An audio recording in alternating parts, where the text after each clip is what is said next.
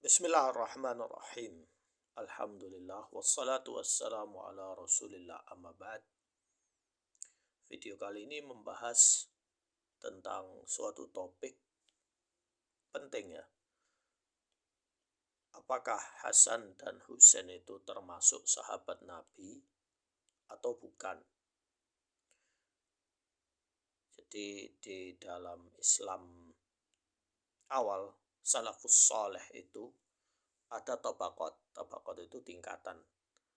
Ya, tingkatan paling tinggi Rasul, Nabi, kemudian sahabatnya, sahabat terdekat, kibarus sahabah, para tetua, ya as-sabiqun al-awwalun, yang pertama kali masuk Islam, derajatnya lebih tinggi.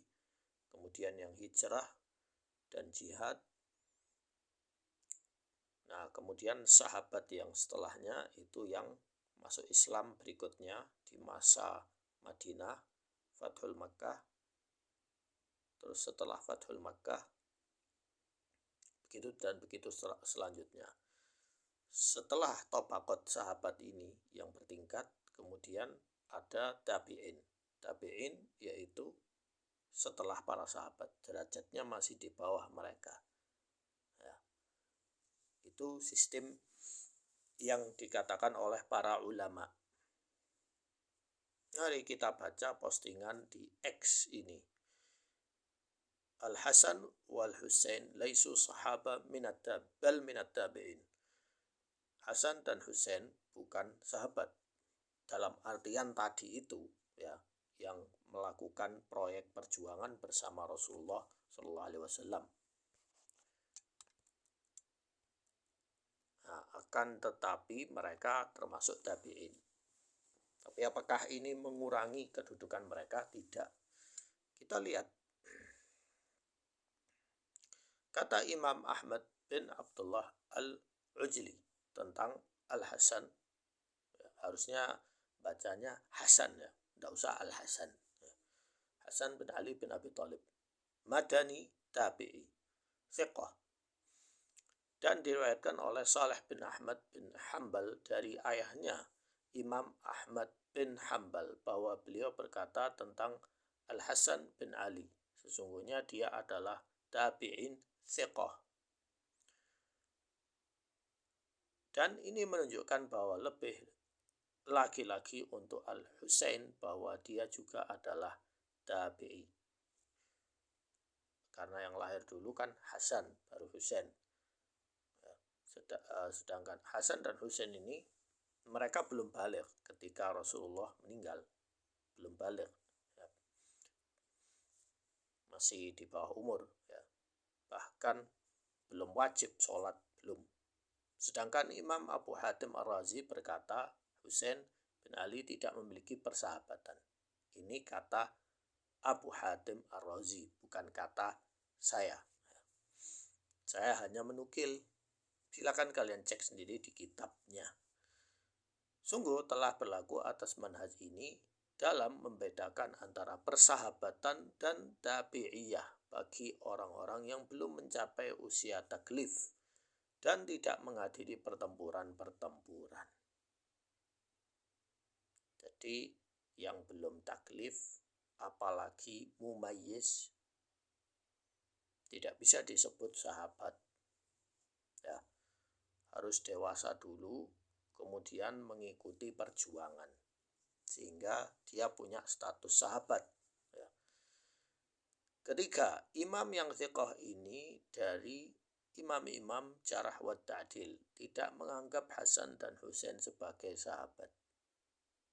Jarh wa ta'dil itu ilmu untuk memeriksa hadis.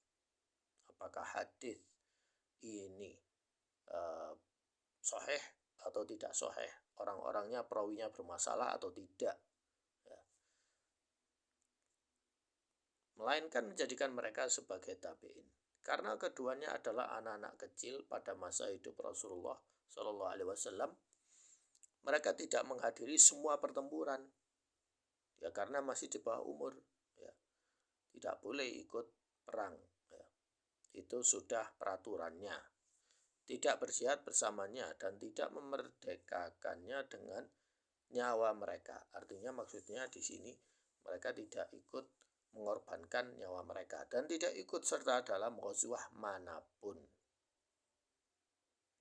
Dan tidak pula menginfakkan harta mereka di jalan Allah untuk mendukung Islam dan kaum muslimin serta dakwah Rasulullah di masa itu. Ya, dan tidaklah mereka mengetahui dari agama maupun fikih maupun hadis sesuatu yang patut disebut dan tidak meriwayatkan langsung darinya sunnah-sunnahnya yang qauliyah. Sunnah itu ada yang qauliyah. Misalnya perintah baca doa ini, perintah baca surat ini, ya, itu disebut qauliyah. Kalau maupun fi'liyah, fi'liyah itu perbuatan, ya, langsung praktek, maupun takliriyah, ya, hukum maupun perbuatannya.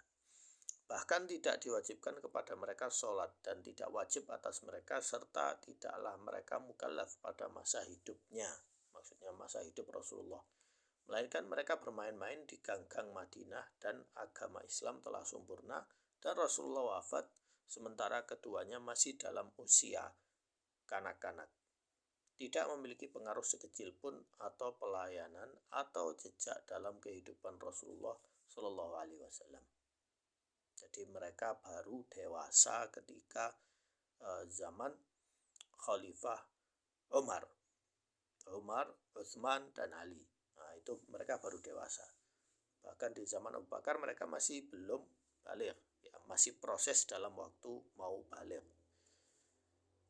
Adapun kaum Syiah Abbasiyah, ya, Syiah Abbasiyah, insyaallah nanti kalau ada waktu saya akan bahas tentang siapa mereka Syiah Abbasiyah itu, yang mengaku ahlus sunnah, yang menetapkan kaidah mungkar, yang menyatakan bahwa setiap orang yang melihat Rasulullah Shallallahu Alaihi Wasallam sedang muslim dan meninggal dalam keadaan itu, maka dia adalah sahabi.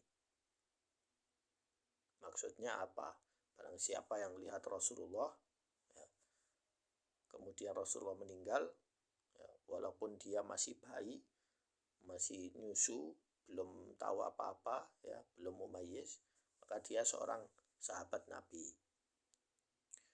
Atau masih kecil, masih balita, ngelihat Nabi, kemudian Nabi meninggal, maka dia seorang sahabat.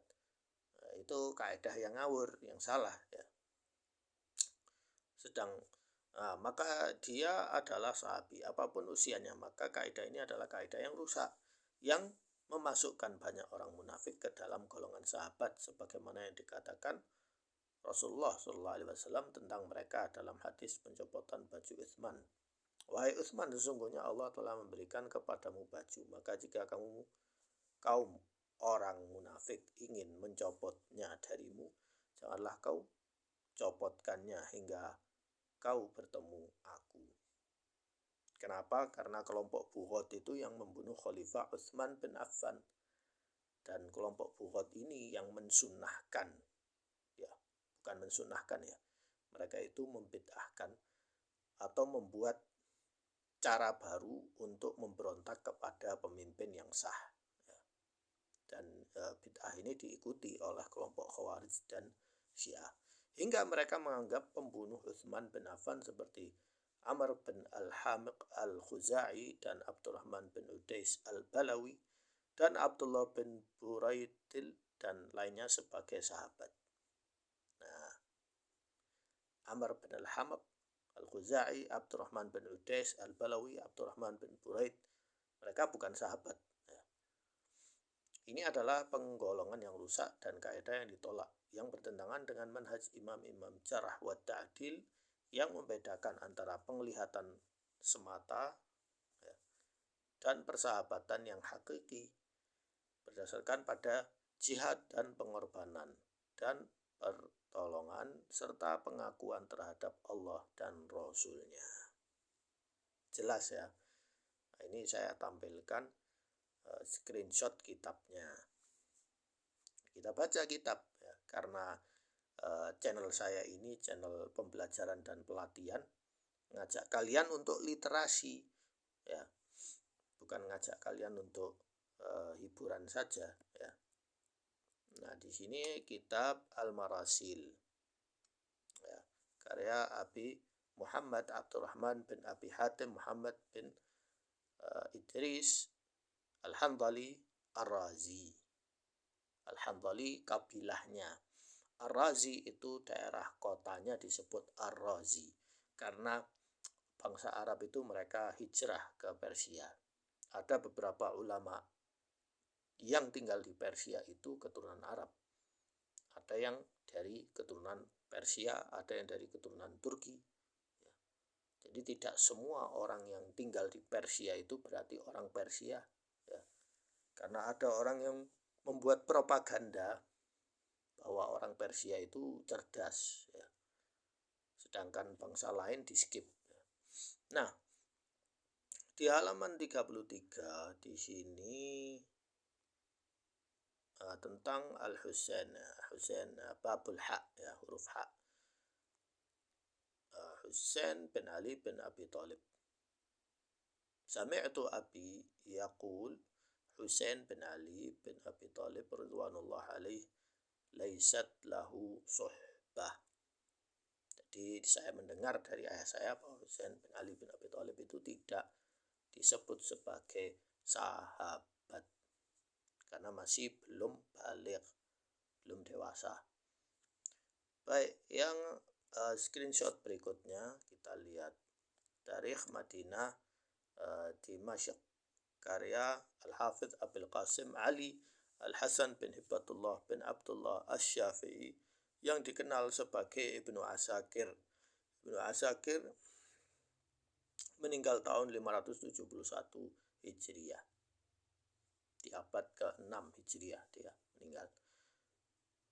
Nah, ini cetakan Darul Fikr. Nah, di sini disebutkan qala. Ya, ini ada riwayat sanadnya Zakaria. Anna Salih bin Ahmad haddatsana, diriwayatkan dari Ahmad. Qala Al-Hasan berkata, Al-Hasan bin Ali bin Abi Thalib Madani. Madani itu artinya orang yang tinggal di Madinah, ya, atau lahir di Madinah. Tabi'i, seorang tabi'i thiqah. Thiqah bisa dipercaya. Tabi'i bukan sahabat. Cucu Nabi, betul. Ya, beliau adalah cucu Nabi. Hasan dan Husain adalah cucu Nabi, tapi bukan sahabat. Jelas ya. Jadi tabi'i tidak mengurangi kedudukan mereka. Tapi kita di sini ingin membedakan posisinya seseorang, ya, dalam peran. Sekian dari saya, semoga bermanfaat. Jika ada pertanyaan, bertanyalah dengan yang sopan. Tulis di kolom komentar channel ini. Bagi yang mau belajar bahasa Arab atau les privat, bisa hubungi nomor saya di profil YouTube. Sekian, semoga bermanfaat. Hakadha wallahu a'lam. Wassalamualaikum warahmatullahi wabarakatuh.